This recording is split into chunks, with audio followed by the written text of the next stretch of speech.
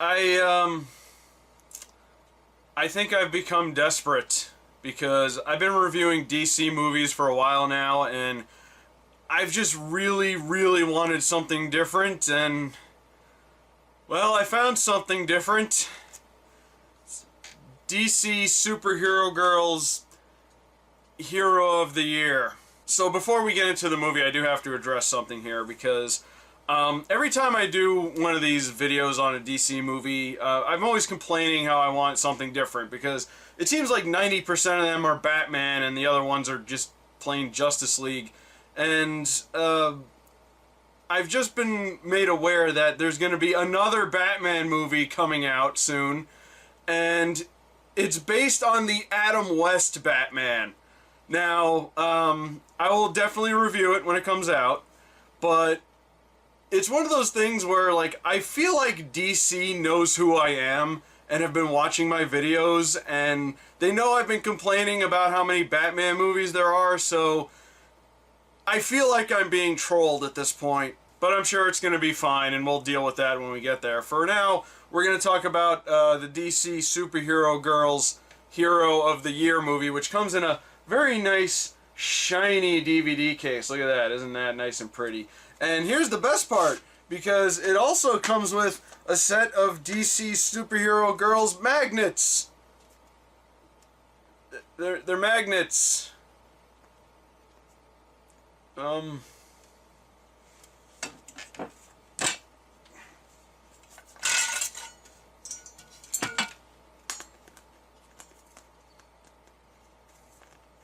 They don't really stick that well.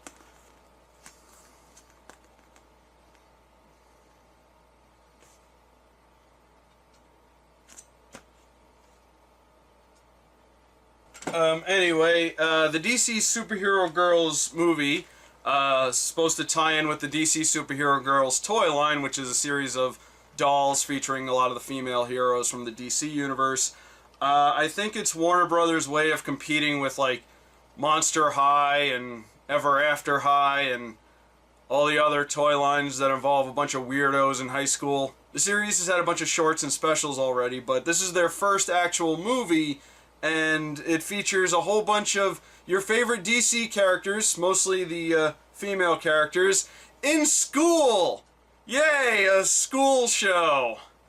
You know how much I love those. Though to be honest, I haven't watched any of the shorts or specials for the DC Superhero Girls, so this is all I'm really going on. So the story is that the school's giving out an award for Hero of the Year, and all the characters in the show are trying to get the award, but then some villains cross over into this dimension from Gemworld, which ties in with Amethyst of Gemworld, and the superhero girls have to figure out how to stop them. The story mostly focuses on Supergirl, Batgirl, Wonder Woman, and Bumblebee, which is cool because Bumblebee's kind of underutilized when it comes to the cartoons.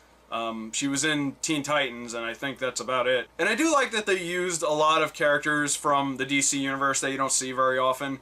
They're mostly used in minor roles, but it is kind of nice that they actually acknowledge them for once. And it was really cool to see how they utilized a lot of characters. For example, do you want to know who the principal of the school is? Amanda Waller! Oh, no. Worst principal ever! Like, seriously, I used to think some of my principals were bad, but Amanda Waller is nope. All kinds of nope. And the weird thing is, she's actually kind of nice in this. She's not portrayed like she's normally portrayed. She's actually very friendly with the students. She's like, hey girls, you gonna get ready for that Superhero of the Year award show? And I was watching this and I'm like, I'm not buying it, Amanda Waller. Nope, no. I've seen Justice League. I've seen Suicide Squad. I know what you're capable of. I should also mention, in a hilarious twist, the vice principal of the school is Gorilla Grodd. And you'll see a lot of other characters from DC be like teachers and stuff in this. Like Commissioner Gordon is a teacher, which is weird because he's still apparently the commissioner of the police department, and yet he's also a teacher. Like, I don't know how that would work. That seems like a very hectic schedule for a law enforcement agent. They also had Crazy Quilt, who is like a D-list Batman villain, as the drama teacher, which admittedly was kind of funny. One thing I don't get is that this is supposed to be DC Superhero Girls, right? They established that this is a school for superheroes, and yet some of their classmates are Harley Quinn, Poison Ivy, Cheetah, and Killer Frost. They're not superheroes, they're villains. Maybe there's some kind of forgiveness policy or something. I don't know. I don't know if they would forgive Harley Quinn that easily, but at the beginning of the movie, Big Barda shows up, who's another villain, and they immediately accuse her of, villainy. Like when stuff goes down with all the characters from the other dimension, they think she's a part of it.